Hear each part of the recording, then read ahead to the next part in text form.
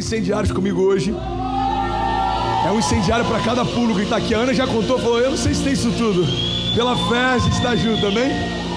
Você que está em qualquer lugar do mundo, pega agora esse link e compartilha. Tem alguém em algum lugar que precisa receber essa palavra hoje? Alguém que crê nisso? Eu creio nisso. Talvez alguém que você não tem nem ideia. Então, já que a gente não sabe quem precisa, compartilha com todo mundo. E Deus faz aquilo que só Ele pode fazer. A gente faz aquilo que a gente precisa fazer, amém?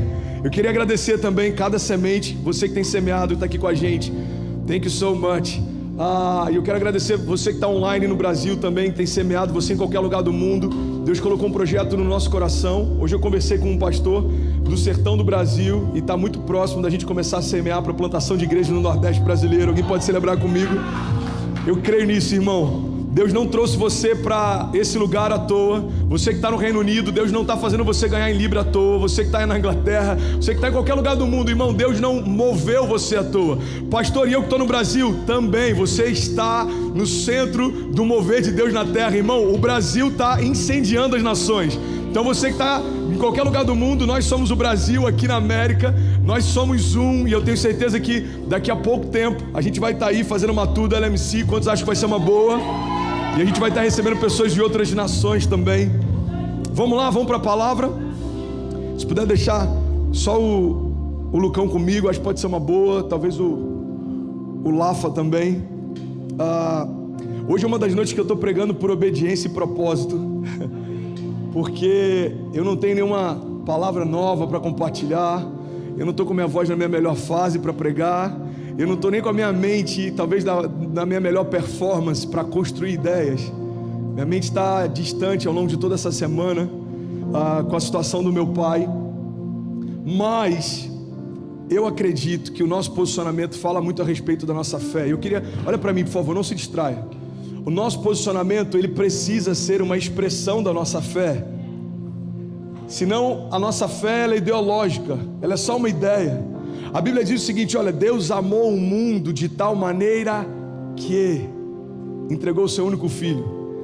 A Bíblia está deixando bem claro, olha, Deus amou de tal maneira que Ele foi obrigado a fazer algo.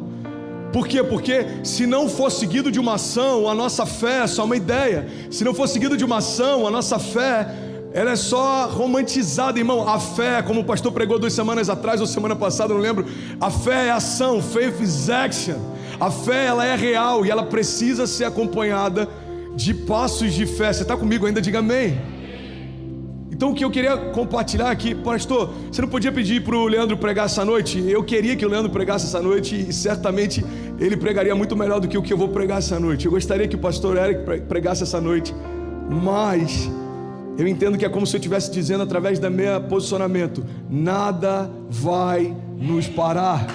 Nos dias de cansaço, continue crendo. Nos dias de afronta, continue crendo. Nos dias em que tudo prospera, continue crendo. Nos dias em que parece que nada vai acontecer, continue crendo. A fé é posicionamento. Eu estou com meu pai internado há alguns dias, mas hoje recebemos uma boa notícia. Ele está respondendo bem, vão tirar o oxigênio dele e ver como que continua a saturação. O pulmão dele ainda está comprometido, mas nós cremos, o milagre já está acontecendo. Você crê nisso? Ontem, 4h30 da manhã, minha mãe mandou um áudio. Ela estava acordada no Brasil e ela mandando mensagem, chorando, falando: filho, você ficou 3 dias naquele leito antes de ser movido para o quarto. Amanhã é o 3º dia, eu creio que Deus vai tirar o seu pai de lá. Eu falei: amém, mãe, eu creio. Mas eu confesso que ao mesmo tempo eu estava preocupado. Deus, minha mãe está gerando tanta expectativa de que amanhã tem que ser o dia D. Guarda o coração dela. A gente crê que o Senhor vai fazer, mas eu não sei como o Senhor vai fazer. Aí eu acordo com a mensagem: o seu milagre chegou. E é por isso que eu estou aqui nessa noite. Eu quero te lembrar, eu só vim aqui para te encorajar, de que se você permanecer firmado em Deus, isso não vai parar você. Isso o que, pastor? Aquilo que se levanta, em cada estação vai ser um gigante diferente. Pastor, eu estou enfrentando depressão. Eu vim declarar: isso não vai parar você. Pastor, a minha crise nesse momento é algo dentro da minha casa. Isso não vai parar você. Talvez até uma batalha no teu coração. Você quer acreditar em Deus, mas não consegue confiar. Eu vim declarar, irmão, isso não vai parar você. Você está comigo? Diga amém. Aqueles que estão em Deus, irmão, estão guardados num lugar seguro. Sabe quando a gente guarda algo que a gente tem tanto apreço, que às vezes a gente até esquece onde guardou? É mais ou menos assim, você guardado em Deus. Irmão, você está tão bem guardado que é impossível tocarem naqueles que estão guardados dentro de Deus. Eu já brinquei sobre isso, é quase que a dinâmica do Kinder Ovo. Existe uma surpresa dentro do Kinder Ovo, ok? Você compra e você tem que tirar o alumínio. A gente, quando é criança, joga aquele chocolate fora porque a gente quer o que está dentro. Chocolate fora, pois é, depois que a gente cresce a gente para de desperdiçar. Mas a grande verdade é que nós estamos em Deus exatamente nessa dinâmica. Seria preciso parar quem Deus é, seria preciso cancelar o que Ele pode, para então tocar em você, porque nós estamos em Deus. João 15 diz que Ele é a videira verdadeira, nós fomos enxertados nele. Se permanecemos nele e as palavras dele permanecerem em nós, nós pediremos qualquer coisa e nos será concedido, porque nós estamos seguros em Deus. Você está comigo ainda? Diga amém. E eu quero declarar, isso não vai parar você. Você pode fechar os seus olhos por um minuto. E eu queria que você lembrasse qual tem sido a tua impossibilidade nessa estação. Seja na tua casa, seja com os teus pais, seja com os seus filhos, seja no teu negócio, seja no teu chamado, seja no teu corpo físico, seja uma doença ou enfermidade. Eu queria que você começasse a declarar, isso não vai me parar. Comece a agradecer, diga: Pai, obrigado, porque essa doença não é para a morte, mas para que o Senhor seja glorificado através do meu testemunho. Pai, eu te agradeço porque o Senhor me permitiu passar por essa luta, mas o Deus que permite é o Deus que protege. Eu vou sair ainda nessa estação. Comece a declarar isso. Pai, eu creio, aquilo que tem se levantado contra mim não é maior do que o Deus que luta por mim. Eu creio, esse ano não vai ser marcado pelas lutas que eu estou enfrentando. Não, esse ano vai ser marcado pela vitória. Em Cristo eu já sou mais do que vencedor. Nós te agradecemos, Jesus. Nós te agradecemos, Jesus. Nós te agradecemos, Jesus. Não tem nada capaz de nos separar do Senhor, Pai. Nem anjos, nem demônios, nem o presente, nem o porvir, nem altura, nem profundidade. Nada na criação, nada nos céus ou debaixo dos céus, nada na terra ou debaixo da terra foi capaz de nos separar do seu amor, Pai. Nós te agradecemos, Pai, em nome de Jesus. Sabe, tem um texto em Isaías 61, eu sou apaixonado, e eu quero que você entenda como o próprio Deus liberando isso sobre você. Se você recebe, diga amém. Isaías 61:1 diz: o Espírito do Senhor soberano está sobre mim, pois o Senhor me ungiu para levar boas novas aos pobres. Ele me enviou para consolar os de coração quebrantado e para proclamar que os cativos serão soltos e os prisioneiros serão libertos. Ele me enviou para dizer aos que choram que é chegado o tempo do favor do Senhor e o dia da ira de Deus contra os seus inimigos. A todos que choram em Sião, Ele dará uma bela coroa ao invés de cinzas, uma alegre bênção ao invés de lamento, louvores festivos em vez de desespero. Em sua justiça serão como grandes carvalhos que o Senhor plantou para a sua glória. Vocês serão chamados sacerdotes do Senhor, ministros do nosso Deus. Das riquezas das nações se alimentarão e se orgulharão de possuir os tesouros delas. Em lugar de vergonha e desonra, desfrutarão uma porção dupla de honra. Terão prosperidade em dobro na sua terra e terão alegria sem fim. Alguém pode dizer: eu recebo isso?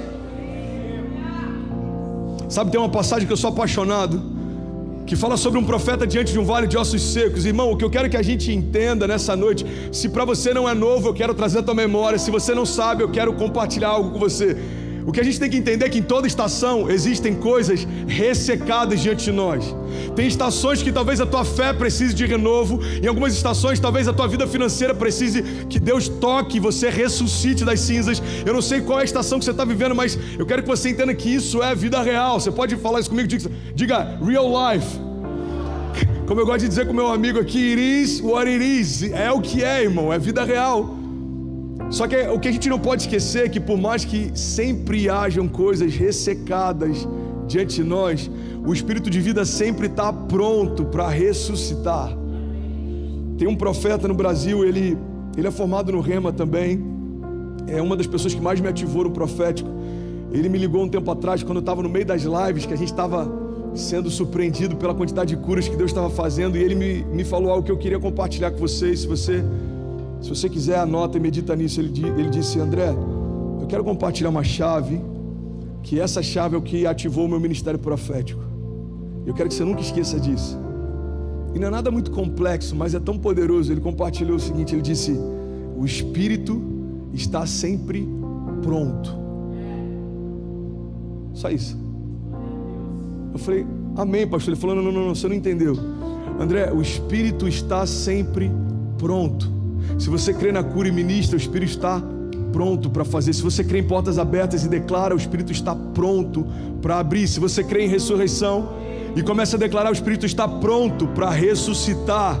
A gente vê Jesus dando graças ao Pai antes de multiplicar o pão. Nenhum pão havia sido multiplicado, mas ele sabia, o Espírito de vida está pronto.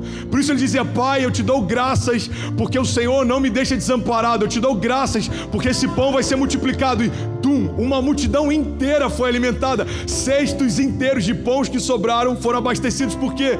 Porque Jesus sabia que o Espírito estava sempre pronto. O primeiro milagre que Jesus faz, transforma a água em vinho. Ele não queria fazer, Maria insiste para que ele faça. Jesus fala: então, ok, tudo bem, enche esses talhos com água.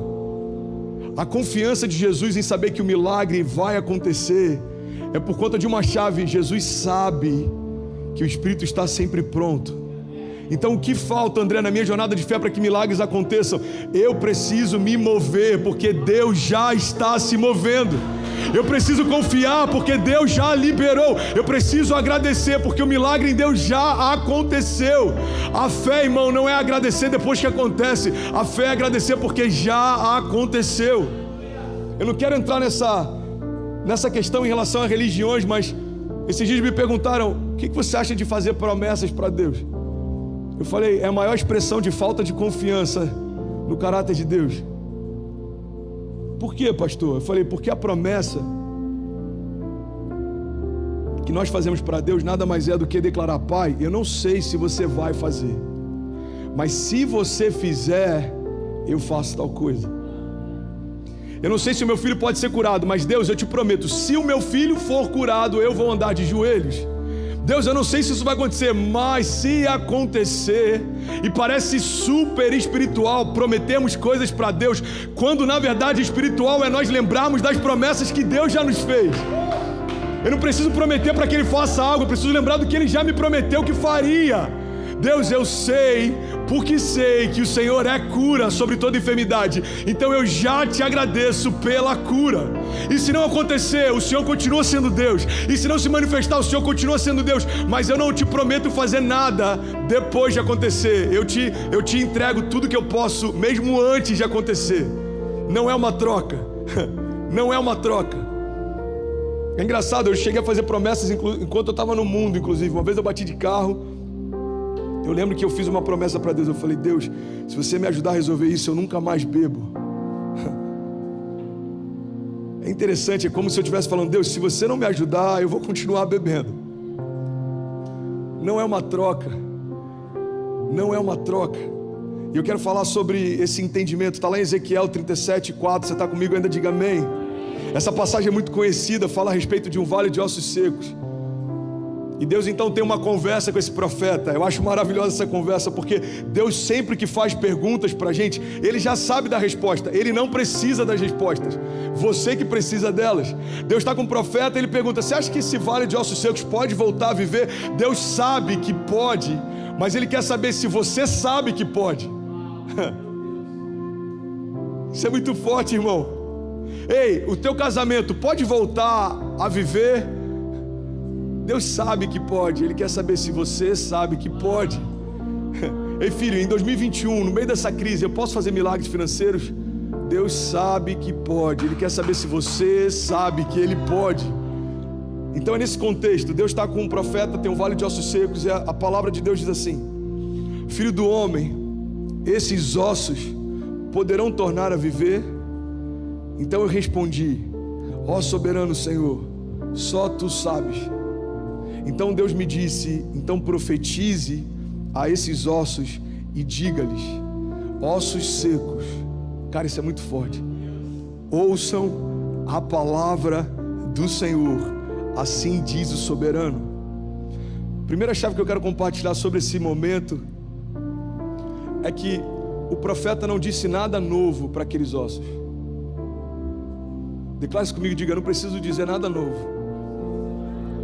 Diga: eu só preciso dizer o que Deus já está dizendo. A nossa função não é de criar nada novo debaixo dos céus. A Bíblia diz: não há nada novo debaixo dos céus. Qual que é a nossa função então, André? É ouvir o que os céus já falam e falar também. É entender como os céus se movem e se mover também. É por isso que o profético, o sobrenatural, tem muito mais a ver com sensibilidade do que com força. O profeta não fala: ei, ossos, voltem a viver. Não. O profeta fala: ossos, ouçam a palavra do Senhor, voltem a viver. Irmão, deixa eu liberar algo sobre você. Tem áreas da tua história que só não romperam porque você continua dizendo para elas o que você gostaria que acontecesse, ao invés de dizer o que Deus já disse que faria. Sobre o teu casamento, sobre o teu ministério, sobre o teu chamado, sobre a tua empresa, sobre tudo que Deus te deu. Irmão, se Deus te deu, Ele deu junto com aquilo uma palavra sobre aquilo. Tudo que Deus dá para você é seguido de uma palavra que Deus libera sobre você. Quando Deus me chamou para pastorear, Ele liberou palavras sobre mim. Ei, é isso que eu tenho para essa igreja, é esses sonhos que eu tenho para Miami. Deus não simplesmente nos dá presentes sem que também seja seguido de responsabilidades. Ele não é um Deus inconsequente, irmão. Ele fala: ei, é isso aqui que eu estou te dando, mas essa é a minha vontade para aquilo que eu te dei. Essa família que eu estou te dando, mas são esses os planos que eu tenho para os filhos que eu te dei. Eu não ganhei simplesmente Cecília, é um pack. Vem junto com Cecília as promessas de Deus para Cecília. Vem junto com Benício as promessas de Deus para Benício. Então o que eu preciso entender é que para que Cecília cresça em graça diante de Deus e diante dos homens, eu como pai não posso dizer aquilo que eu quero para ela. Eu preciso entender o que Deus quer para ela e só lembrar ela todo dia: ei filha, você vai ser como uma flecha liberada sobre as nações. A tua voz vai ter peso de Deus. Quando você abrir a boca, pessoas vão ser tocadas pela porção de Deus que você carrega. Por quê? Porque isso é o que Deus diz sobre a Cecília. A minha função é só concordar. Esse é o poder da concordância. A palavra concordância, no original, a etimologia dela vem de concordes. Concordes, corações alinhados. É por isso que um abraço faz tão bem pra gente. Os médicos hoje já sabem que um abraço, se você ficar pelo menos acho que 30 segundos, libera ocitocina. Um abraço cura, irmão. Um abraço faz bem. Você pode estar na crise emocional que for, se alguém te der um abraço de verdade, sabe aquele abraço de verdade? Não é nosso abraço de carioca que é de lá, e aí, beleza e tal. Não, um abraço de verdade, coração com coração, peito com peito, você ficar ali por algum tempo. Por que isso cura? Porque o teu coração está alinhado com o coração de alguém. É por isso que existe poder na concordância, concordes, corações alinhados. É a gente dizer para Deus: Deus, eu concordo com o que você já disse ao meu respeito. Eu concordo com as palavras que o Senhor já liberou sobre o meu futuro. Deus, eu concordo sobre as palavras de vida que o Senhor já ministrou sobre mim. Pai, eu concordo. A oração do Pai Nosso nada mais é do que isso, irmão. A oração do Pai Nosso é uma expressão de concordância. Jesus diz: olha, quando vocês forem orar, orem assim: Pai Nosso que estás nos céus, seja feita a tua vontade, santificado seja o teu nome, seja feita a tua vontade, assim na terra como já é feita nos céus. A oração do Pai Nosso é basicamente dizer: Pai, o Senhor sabe o que está fazendo. Você pode declarar isso comigo? Diga: Deus sabe o que está fazendo. Irmão, se a gente acredita de verdade nisso, não tem nenhuma estação difícil capaz de parar a gente. Pelo menos é assim que eu lido com a minha jornada de fé. Você está dizendo que a gente não vai ser abalado? Não, irmão, não existe nenhum super crente, a gente vai ser abalado. Eu, por exemplo, eu sou mais abalado quando é algo com alguém que eu amo do que quando é algo comigo. Um leito de hospital não me abateu. Ver o meu pai entubado no leito de hospital me deixou... É diferente. Mas a gente precisa acalmar a nossa natureza. A gente precisa sujeitar os nossos pensamentos ao que Deus já fala. Deus, eu concordo com a tua vontade. Eu sei que o Senhor sabe o que é melhor para mim. Eu sei, a tua vontade é boa, perfeita e agradável. A palavra de Deus diz, olha, transformai-vos pela renovação do vosso entendimento, para que aí então possa experimentar qual é a boa, agradável e perfeita vontade de Deus. A palavra de Deus está deixando bem claro, você só vai experimentar a minha vontade, que é boa, agradável e perfeita, quando você for transformado no teu entendimento. Por quê? Porque enquanto eu acho que sei o que é melhor para mim, eu não consigo experimentar aquilo que Deus sabe que é melhor para mim. Eu já falei sobre isso, irmão. Eu tinha sonhos de ser promotor de evento. Eu fiz alguns eventos quando era mais jovem. Eu falei, eu já sei, é isso que eu vou ser pro resto da vida. Aí depois eu comecei a malhar, comecei a tomar esteroides e comecei a ficar um pouquinho grande. Eu falei, já sei, eu quero trabalhar com essa área de educação física. Eu já sei o que eu quero pra minha vida. E aí eu conheci uma mulher e ela era recém-divorciada, já tinha um filho pequeno, tinha 17 anos, ela tinha quase 30. Eu falei, eu vou casar com ela, eu já sei, é isso que eu quero pra minha vida.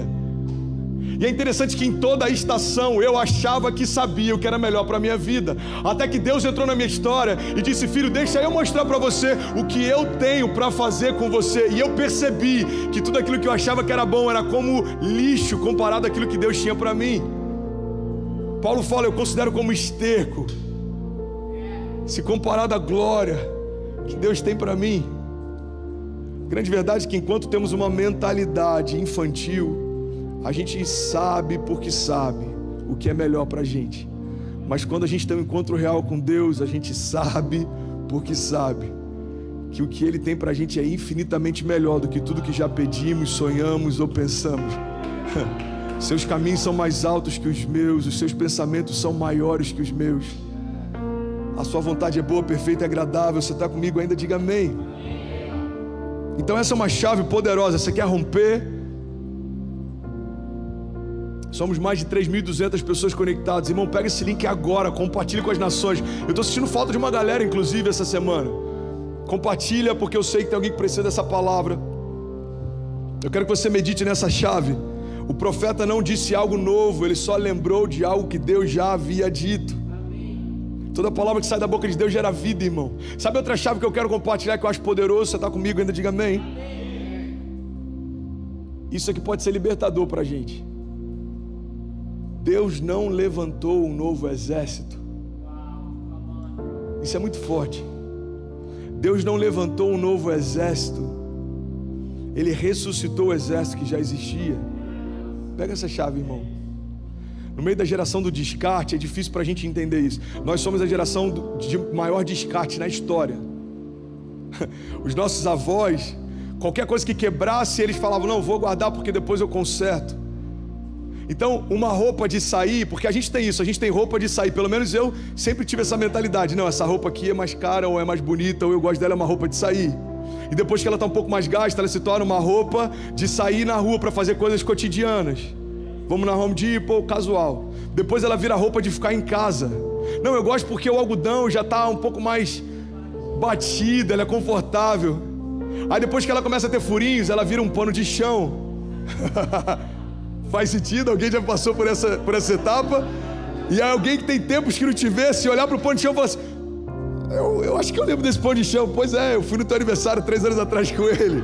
E se você me visitasse há 2 anos atrás, você ia fazer um pijama party comigo, eu ia estar usando ele. Porque as coisas eram mais difíceis de serem conquistadas do que hoje. Então era comum a gente valorizar. Eu estou falando de coisas, ok? Mas vai fazer sentido na nossa jornada de fé. Então a gente se relacionava com conquistas, com zelo. Eu não posso jogar fora. Por quê? Porque custou algo. Pega essa chave, irmão. Custou algo, eu não posso jogar fora. Aí a geração dos nossos pais era comum levar ventiladores para consertar. Eu lembro dos meus pais levando ferro de passar para consertar. Eu vou levar, sei lá, no seu Edilson, ele conserta ferro. Hoje pra gente é impensável, pelo menos aqui nos Estados Unidos, que tem essa dinâmica de compra o tempo inteiro. Quanto que é um ferro? Ah, é $10. Quanto que é? É $5. Não vale a pena. Então o que a gente faz? Quebrou, joga fora. Não gostou, troca. É uma geração que é descartável, mas o problema disso é que as nossas relações se tornaram assim também. Zygmunt Bauman, um dos maiores sociólogos do nosso tempo, ele fala sobre geração líquida, amores líquidos, sociedades líquidas, relacionamentos líquidos. Tudo foi líquido e efeito. Irmão, as coisas que antes eram sólidas agora são relativas. A estrutura familiar que era sólida agora é relativa. Antes era homem e mulher, agora eles criam filhos. E durante uma geração lutavam, mesmo que em crise no seu casamento, porque não aceitavam a ideia de se divorciarem e os seus filhos passarem por isso. Depois a geração seguinte começou a aceitar a ideia do divórcio. A geração seguinte agora aceita a ideia de serem 2 pais, 4 mães, todo mundo junto. Homossexual, heterossexual, pansexual.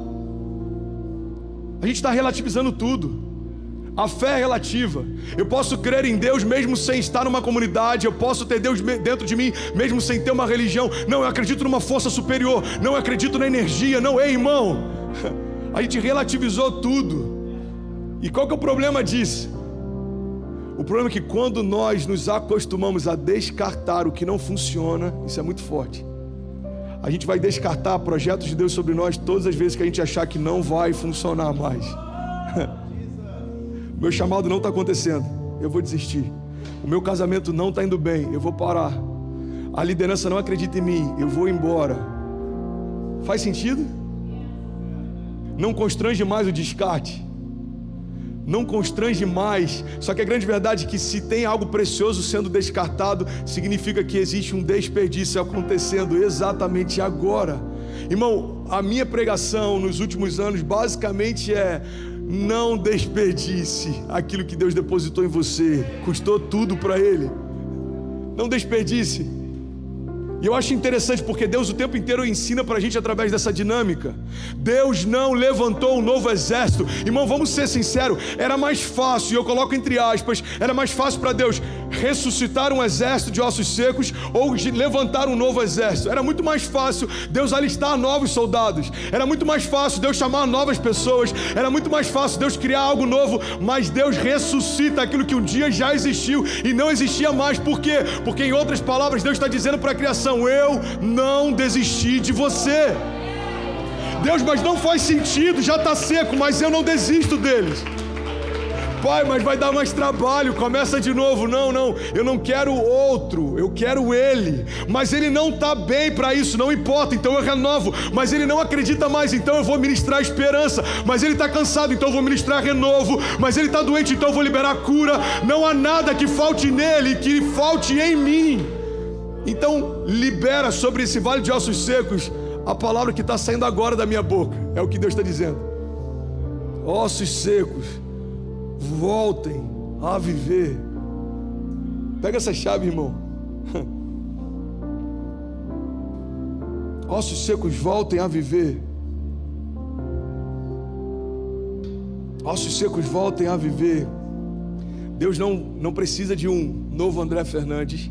Mesmo se o André Fernandes tropeçar, Deus não precisa de um novo Leandro, ou André Valadão, ou Gui, ou Osvaldo. Essa é a loucura do Evangelho, irmão. Um Deus que não descarta a criação, mesmo quando a gente descarta o propósito.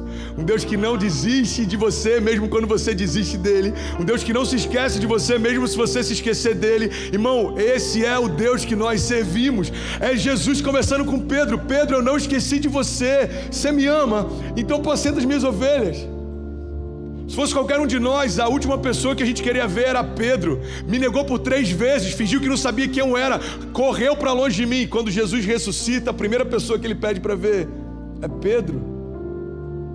Deus que não desistiu da criação. Eu quero liberar isso sobre você. Deus também não desistiu de você. Se está comigo, diga amém. Seguindo Ezequiel 37, versículo 9, a Bíblia diz assim: a seguir ele me disse: profetize ao Espírito. Profetize, filho do homem, e diga-lhe: assim diz o soberano Senhor, venha desde os 4 ventos, ó Espírito, e sopre dentro desses mortos, para que vivam. Cara, isso é muito poderoso, preste atenção nisso. Sopre dentro desses mortos, para que vivam. Então profetizei conforme a ordem recebida, e então o Espírito entrou neles, e eles receberam vida, e se puseram de pé, e era um exército enorme. Ei, irmão, pega essa outra chave. Profeta, pode voltar a viver? Senhor, tu sabes, então abre a tua boca e profetiza. Aí o profeta fala: assim diz o Senhor, se coloquem de pé, e eles se colocam de pé. Mas o Espírito não estava sobre eles. Logo, eles estavam de pé, mas ainda não estavam vivos. Nem sempre quem está de pé Está vivo, irmão. Aí ele fala, então agora você vai profetizar a segunda parte. Estruturalmente, eu já fiz. Agora eu vou fazer de dentro para fora. A segunda parte é, profetiza para que o Espírito venha sobre eles e eles vivam. Aí o profeta libera a palavra e declara, então o Espírito vem dos 4 cantos e sopra sobre eles para que eles vivam. Então o Espírito veio sobre o vale de ossos secos que estava de pé e agora se tornaram um exército forte e numeroso. O que eu quero compartilhar com você é o seguinte, irmão, a gente não pode se iludir com o fato de acreditar que porque estamos de pé estamos bem, porque se o Espírito de Deus não estiver latente em nós, a gente não consegue se mover em nada. Você que está me ouvindo, olha para mim, já somos 5.500 pessoas conectadas. Reino Unido, Paraguai, Canadá, Angola, Espanha, Inglaterra, Itália, Uruguai. Olha para mim, deixa eu liberar algo sobre você. Sabe por que é possível todo mundo achar que a gente está vivendo a melhor fase e a gente chorar todas as noites quando a gente está sozinho no nosso quarto? Porque o fato de estarmos de pé não significa que estamos bem. Sabe por que é possível prosperar nos negócios, mas sentir um vazio existencial? Sabe por que é possível nós temos tudo que a gente achou que daria felicidade e ainda assim nos sentimos tristes? Porque não tem a ver com estar de pé, tem a ver com o Espírito de Deus fluindo sobre você. Todo homem carrega um vazio do tamanho de Deus, irmão. Não tem nada que possa preencher se não for Ele. E eu estou quase finalizando aqui. E eu estou dando o meu melhor. Eu espero que alguém esteja recebendo algo essa noite. Deus não desistiu de você. Você pode declarar isso? Diga, Deus não desistiu de mim. Salmos 18, 28 diz, Tu, Senhor, mantens acesa a minha lâmpada. Eu acho lindo esse salmo. Ele diz, o Senhor, meu Deus, transforma em luz as minhas trevas. Com teu auxílio posso atacar uma tropa. Com meu Deus eu posso transpor muralhas. Esse é o Deus cujo caminho é perfeito. A palavra do Senhor é comprovadamente genuína. Ele é um escudo para todos que nele se refugiam. Pois quem é Deus além do Senhor? E quem é rocha senão o nosso Deus? Ele é o Deus que me reveste de força e Ele torna perfeito o meu caminho. Eu quero te lembrar algumas coisas em relação a quem Deus é. A primeira coisa que eu quero te lembrar é que Deus pode fazer de novo.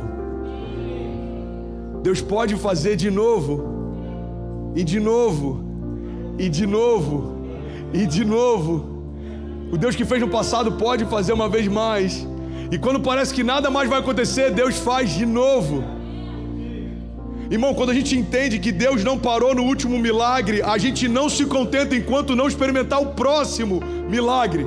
O problema é que às vezes a gente acha que o último que a gente viveu foi o maior. Irmão, o teu último milagre não foi o maior. Eu quero declarar em nome de Jesus, o teu último milagre não vai se comparar aos próximos milagres, porque Deus, Ele é especialista em nos surpreender.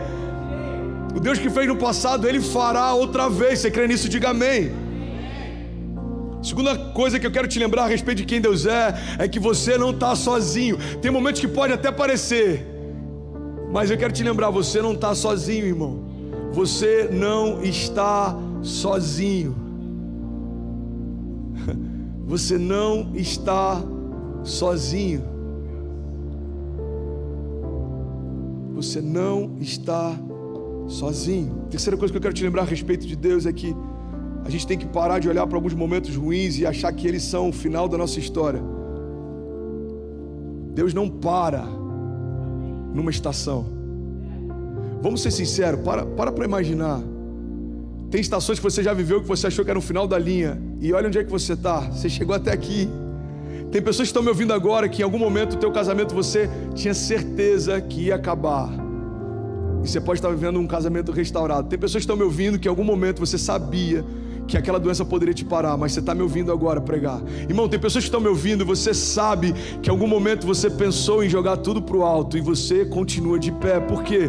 Porque momentos ruins passam, momentos difíceis passam, momentos de crise passam, momentos de bonança também passam. Relacionamentos que começam de forma muito rápida, sem terem raízes, pessoas que têm prazer em estarem com a gente quando está tudo bem, essas pessoas também passam.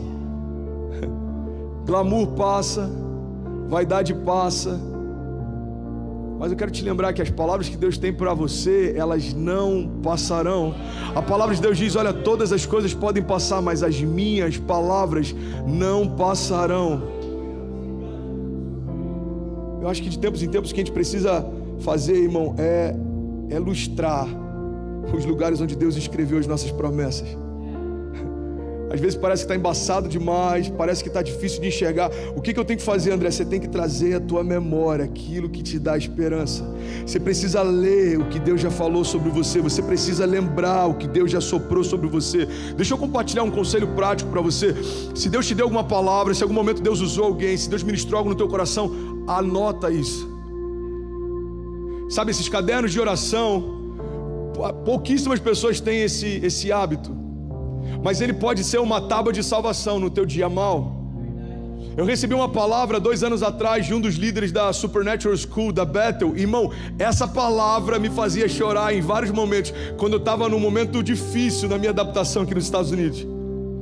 Eu botava aquele áudio, eram 7 minutos, e eu ficava ouvindo tudo que Deus falou. E aí eu me emocionava, me quebrantava, aquilo me edificava, me renovava. E sabe o que acontece? A cada estação que eu via aquela mensagem, ela deixou de se tornar algo que Deus falou que faria, em alguns momentos começou a se tornar algo que Deus já estava fazendo. Hoje, se eu for ouvir aquele áudio, falar a respeito de algo que Deus já fez, Deus cumpriu cada uma das palavras que liberou. No dia mau a gente tem que trazer à nossa memória aquilo que nos dá esperança, irmão. Trazer à nossa memória aquilo que nos dá esperança. Porque se o que eu estou vivendo não parece com o que Deus disse que eu viveria, é porque esse não é o final da minha história.